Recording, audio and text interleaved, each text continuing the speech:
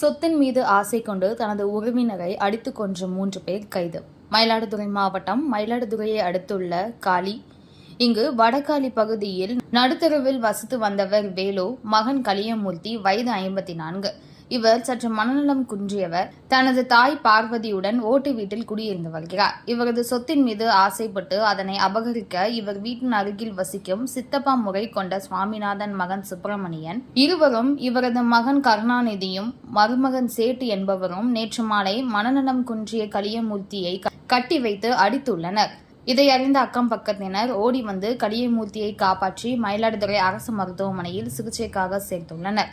நேற்றிரவே சிகிச்சை பலனின்றி கலியமூர்த்தி இறந்துவிட்டார். தகவல் அறிந்த மணல்மேடு காவல்துறையினர் கலியமூர்த்தியை தாக்கி கொலை செய்த குற்றவாளிகள் 3வரையும் கைது செய்து மயிலாடுதுறை மாவட்ட குற்றவியல் நீதிபதி கலைவாணி முன்னிலையில் 3வரையும் ஆஜர்படுத்தப்பட்டு பின்னர் திருச்சி மத்திய சிறையில் அடைத்தனர்.